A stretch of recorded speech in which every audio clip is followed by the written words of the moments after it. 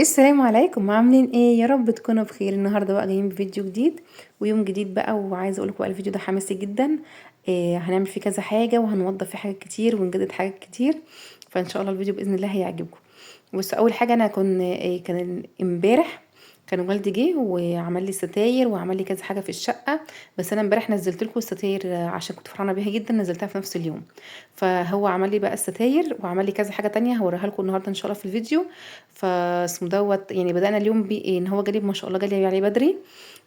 جه بقى وظبطنا الحاجات دي مع بعضينا وعملناها. وعايزه اقول له بجد يعني شكرا بجد، يعني هو تعب معايا جدا والله. بصوا دي ستاره اوضه النوم، عايزه اقول لكم طلعت حلوه جدا واتركبت في السقف على طول. بصوا بقى احنا في الصاله او في الريسبشن كنت عايزه اعمل رف فوق الشاشه. يعني احط عليه مثلا ديكور، ساعه، يعني احط عليها ايه يعني شلال، زرع اخضر، يعني احط عليه حاجات كده تنطق الصاله شويه. تمام. فاحنا جبنا عملت الرف دوت مقاس كام. الرف دوت مقاسه 120 في 15 سنتي. تمام. يعني الحته اللي قدامكم دي كده عرضها 30، احنا بنقسمها نصين، خليناها 120 في 15 سنتي. الطول طبعا انت على حسب انت محتاجاه قد ايه، يعني عايزه تعملي رف طويل قصير اللي انت عايزاه يعني. بس عرض الرف نفسه ما يقلش يعني عن 15 سنتي. تمام. بعد ما تقصي بقى الرف دوت او انت تجيبي الرف جاهز من عند النجار، بيتثبت بايه؟ بالحاجه اسمها زاويه حديد زي ديت. الزاويه ديت انا كنت جايباها بكام؟ كنت جايبه الواحده ب3 جنيه ونص. هي بتبقى عند بتوع الحدايد والبويات يعني، وسعرها رخيص مش غالي. بتخلوا الحته الكبيره تبقى هي اللي من تحت، يعني يعتبر هي اللي شايله الرف. تمام. بتثبتوها بقى بمسمارين وبتعلقوها بقى ايه فوق الشاشه. انا جايبه لكم يعني جايبه لكم الطريقه ومصوره لكم كل حاجه كان والدي بيعملها، عشان ايه؟ يعني تستفادوا، وعشان اللي حابب يجدد او يعمل حاجه بايديه برضو يبقى الموضوع ايه بالنسبه له سهل. لو انتوا ما عندكوش المفك الكهرباء اللي هو بيعمل بيه ده، عادي بتعملوا بالمفك اللي هو الصليبه، مفيش مشكله يعني. بس ده بيبقى اسهل يعني ايه يعني عليه في الشغل وكده. فبصوا بقى بتيجوا انتوا بقى فوق التلفزيون تاخدوا الارتفاع اللي انتوا عايزينه والمقاس اللي انتوا عايزينه، توسطنوا الحاجه تظبطوها وتعملوها. بس ربنا يبارك له كان حاطط زي قماشه او ملايه قديمه كده عشان ما تبهدلش من التلفزيون. بس عايزه اقول لكم برده هو برده اتبهدل، يعني الدنيا اتبهدلت عندي تراب وعايزين اقول عايزه اقول لكم بقى ان ايه يعني ايه. عارفين انتوا لما ما صدقت انا فرشت بقى والدنيا ظبطت معايا، جه بقى امبارح اليوم بوظ الدنيا خالص. يعني عايزه اقول لكم ما تشوفوش انتوا شكل الصاله كانت عامله ازاي بعد ما خلصنا. كمية بقى، يعني الهيلث دوت نفسه بيطلع زي حاجة زي ايه، زي الترابة الحمرا كده، ترابة ناعمة قوي حمرا اللي هي بتاعت الطوب الأحمر يعني. فعايزة اقول لكم دي كانت بتبهدل الدنيا جدا ومعفرة جدا على العفش يعني وعلى حاجة. فاسمه دوت وبرده مطرح ما نشرنا الرف دوت برضو النشاره بتاعته كانت في الارض. فانا كنت شايله بقى السجاد وكده، فايه السجاده اللي هي بتاع قدام الريسبشن بس، عشان خاطر ان احنا يعني كنا قاعدين عليها ودي اللي بننشر عليها وكده. بصوا بقى هنا كنت حابه اخلي في المطبخ، انا كل لحد دلوقتي لسه الشقه عندي كلها اللمض اللي هم مسلماني في الجهاز. فانا واحده واحده ايه يعني هعمل، يعني انا لسه شقتي التانية القديمه فيها النجف. فلسه برضه في يوم ان شاء الله هروح بقى افكه ونيجي نركبه باذن الله. بس يعني ايه النهارده بقى كنت انا جايبه حاجه اسمها اطباق ليد. اطباق ليد ديت الطبق كنت جايباه بكام؟ كان الطبق ب100 جنيه. والطبق الليد دوت اضاءته كان 60 واط. انا بصراحه كنت حابه ان المطبخ يبقى اضاءته عاليه على اساس ان انا بصور فيه وكده، فبقى حاسه ان هو اضاءته شويه يعني ضعيفه. فقلت لا انا احط 2 في السقف. فسألت والدي ينفع احط 2 يعني بزرار واحد؟ قال لي اه طبعا ايه عادي ينفع. فربنا يكرمه لي بقى ايه عمله لي. يعني هنا كنا الدنيا ضلمه شويه عشان احنا كنا فاصلين يعني كهربة الشقه عشان يشتغل بايه براحته في الكهرباء. فاسمه دوت كنا شويه بقى نشغلها نعمل الهيلتي وشويه نقفلها تاني لما يجي ايه يشتغل في الكهرباء وكده. فاسمه دوت فعايزه اقول لكم بقى المطبخ اللهم بارك يعني تحسوه بقى ظهر. عارفين يعني النور بتاعه يعني ما شاء الله هو يعتبر شغال ب120 واط، الطبقين مع بعضهم كل واحد طبق 60، يعني 120 واط. فعايزه اقول لكم بقى ان ما شاء الله لا بصراحه نور الدنيا جدا. وكمان انا زودت بدل الليد كده اللي بيتحط في المطبخ من تحت، زودت حاجه اسمها مسطره. برضو هتيجي وهوريها لكم، يعني انا هتيجي دلوقتي معاكم في الفيديو مصورها لكم برضو بالتفصيل. قلت عشان لو حد حابب يعملها في مطبخه كتجديدات كداخلين على رمضان وكده وعايزين بس تغيروا بقى ايه اضاءه المطبخ، تظبطوا المطبخ عندكم. فقلت برضو ايه يعني تفيدكم. فبصوا بقى كده هو ركب اول طبق ليد وكده هيركب بقى التاني. بصوا بقى يعني انا هوريكم كمان لما يتركب بقى والاضاءه بتاعته. عايزه اقول لكم اضاءته حلوه جدا وابيض تلجي كده، فالاضاءه ناصعه البياض. فبصوا ان شاء الله، بصوا هوريها لكم. بس لما يجي نفتح بس النور هتعجبكم بصراحة يعني. هو كمان هنا مش واضحة قوي يعني كإضاءة، بس انا في الشقة حاسة بفرق رهيب. عايزة اقول لكم يعني الاضاءة ديت فرقت في نفسيتي هي والستاير جدا. يعني انا كل شوية اروح ابص المطبخ كده احس المطبخ مزهزه. بصوا ما شاء الله خلت المطبخ يعني اضاءته عالية جدا. بصوا شدة الاضاءة عاملة ازاي. انا هنا وطيت لكم الاضاءة عشان بس تشوفوا الطبقين بس لوحديهم. بصوا بقى هنا المسطره اللي بقولكوا عليها دي بتبقى مسطره ليد كده عامله زي الصاج كده. بتيجي مثلا منها متر وعشرين، منها 60 سنتي على حسب اللي انت عايزاه، وبتيجي منها الوان وكده. المسطره دي كانت بكام؟ كان والدي جايبها مثلا من كذا شهر، كان جايبها ب40 جنيه تقريبا او 50 جنيه. تمام. بصوا بقى انا يعني احنا بنركبها كده. انا بصراحه في البيت القديم او في شقتي يعني القديمه كنت محطه ليد اللي هو اسمه ايه، اللي هو الخرطوم الليد دوت او الفرع الليد دوت. فكنت كل ما اجي اثبته كان بيقع مع الحراره وكده، الاقي اسمه ايه اللي هو اللي بيلزق على اليمتين اللي هو الدبل فيس، الاقيه فك وقع. بصوا بقى ضغطه حلوه جدا. انتوا دلوقتي حاسين ان هي ضربه في عينيكم عشان حاطه الموبايل من تحت، انما انتوا واقفين ما تبقاش ضربه قوي في عينيكم، هي بتبقى ضربه على الرخامه. بصوا بقى المسطره دي فيها يعني هي فيها زي جراب كده بلاستيك، هي محطوطه محميه جواه. انا جايبه دي لي هنا عشان خاطر هنا جنب الحوض، فالحوض يعني الميه ما تطرطش عليه. فالليد اللي هو في المسطره الليد دي محطوطه جوه جراب بلاستيك، تمام، عشان تبقى امان. بصوا برضو هنا ركبناه، هو كله بيتركب بالمسامير، وبصراحة دي احسن حاجة عملناها ان المسامير ما بتفكش يعني مع الوقت. تمام. فكده إيه كان اليوم بقى بتاعنا كويس. هو كمان عمل لي حاجات في الحمام، بس ان شاء الله بقى في فيديو تاني بقى باذن الله هوريها لكم. يعني ركب لي الاضاءه بتاعته واسمه دوت، واللي هو وركب لي المرايه وركب لي الرف والصبانه، يعني ركب لي شويه حاجات. رحت بقى وصلنا بابا، وصلت والدي يعني بقى خلاص البيت، ورجعنا بقى تاني البيت. وعايزه اقول لكم اليوم ده كنت تعبانه جدا. رجعنا نمنا كلنا. تمام. صحيت تاني يوم الصبحيه، اول حاجه عملتها شغلت الغساله وعملت الفطار وعملت فطار فطرت انا والبنات وظبطنا دنيتنا يعني وكده. وبعد كده نشرت بقى الغساله كانت خلصت، قلت انشر بقى معاكم الغسله ديت. عايزه اقول لكم بقى لما تنشروا بقى الغسيل كده الصبحيه تحسوا ان انتوا يعني يبداوا اليوم بدري بدري، تحس ان اليوم عندكم بقى فيه بركه كده وعارفين اللي هو تلحقوا تحطوا الغسيل على الحبل عشان يعني عقبال ما تخلصوا يومكم تلاقوا الغسيل ده نشف وتعرفوا تلموه وتطبقوه. ما يبقاش يعني الغسيل بايت. مع ان انا ساعات كتير جدا يعني بحب اصلا انشر بالليل. يعني ساعات مثلا يعني يكون مثلا ولادي مثلا رجعوا من المدرسه، جوزي راجع من الشغل، اجمع بقى الهدوم اللي ينفع تتجمع بعضها اغسلها وانشرها، واصحى الصبحيه الاقيها ناشفه. فانا بحب انشر يا بالليل خالص قبل ما انام، يا الصبحيه اول ما اصحى، يعني يا ده. دخلت بقى على المطبخ. كنت طبعا بقى امبارح كنت عامله بقى عامله رز بالشعريه وعامله لسان عصفور، كنت عامله صينيه بطاطس بالفراخ. يعني كنت مظبطين يعني الاكل عشان خاطر كان عندنا شغل وكده يعني. فطبعا والدي كان معانا واتغدينا كلنا مع بعضينا. طبعا عايزه اقول لكم بعد الغدا انا لميت المواعين كلها وحطيتها في الحوض وسبتها، وكمان بقيت الشغل بقى في الشقه وكده. فما كانش في وقت. عايزه اقول لكم ان الستاير دي خدت مني وقت كتير جدا. يعني الستاير كتركيبها، وان انا اقعد احط العجل واحده واحده في كل ستاره، وان انا اقعد اقيس ب 15 سنتي من كل واحده واحده واركب وكده. لا الموضوع بصراحه كان مرهق بالنسبه لي يعني.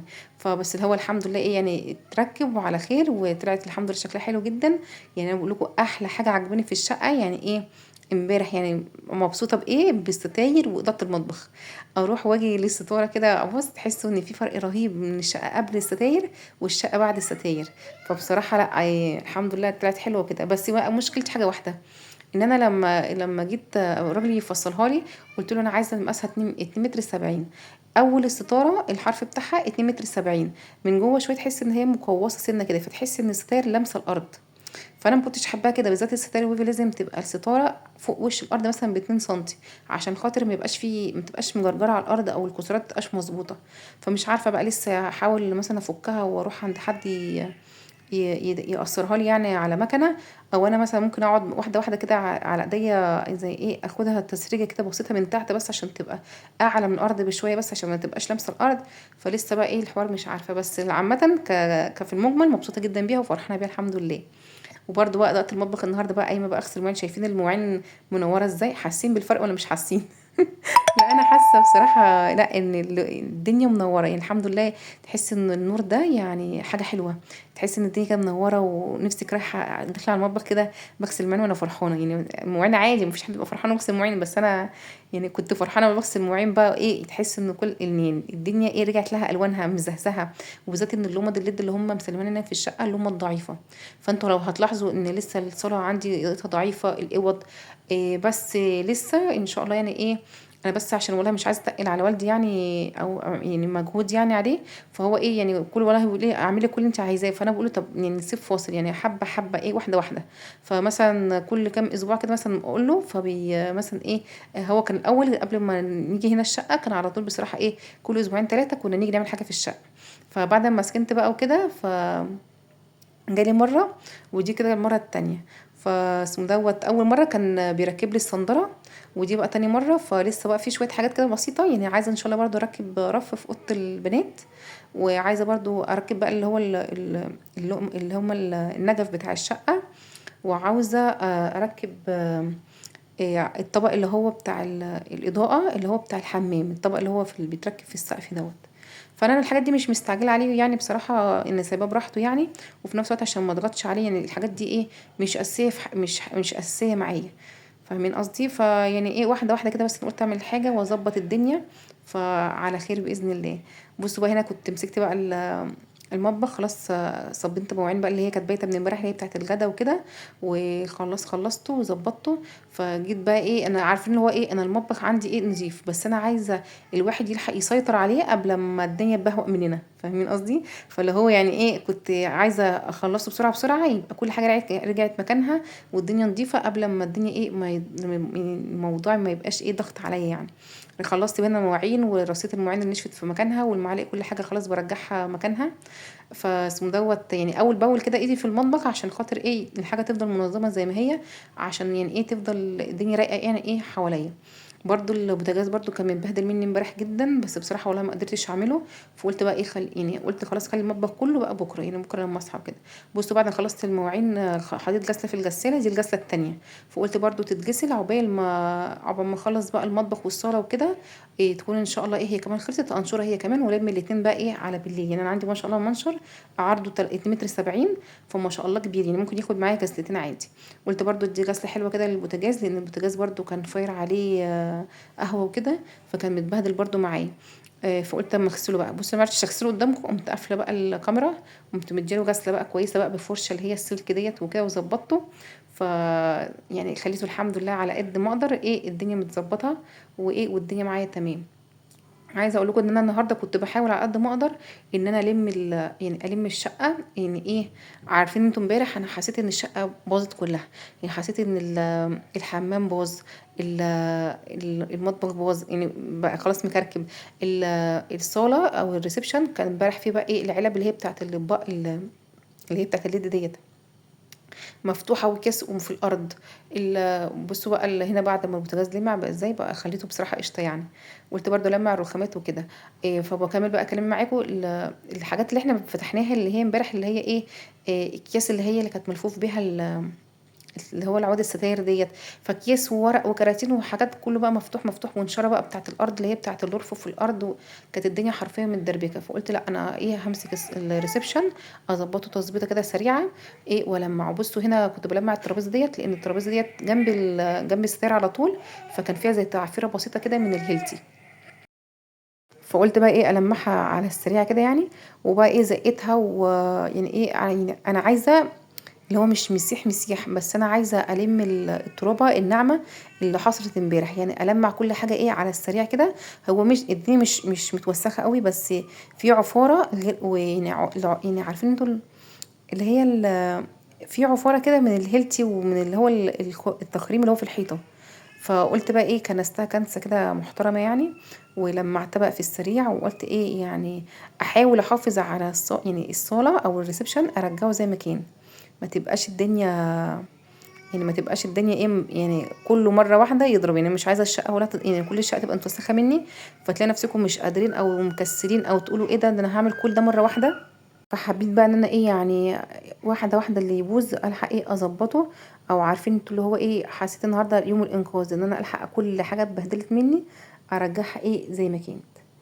فبس يعني كان يوم النهارده لطيف وخفيف يعني بالنسبه لي. ما تعبتش فيه قوي بصراحه، لان يعني كل حاجه كانت نضيفه في مكانها. فبس ايه يعني يعني ايه التنظيفه اللي هي ايه اللي احنا بوظناها واحنا بنفرش امبارح وبنوضب وكده. بصوا بقى الستاير لما اتفرشت، عايزه اقول لكم عجباني جدا الحمد لله، وطلع زي ما كنت متخيله. شايفين بقى الطول اللي بقول لكم عليه في الستاير ده؟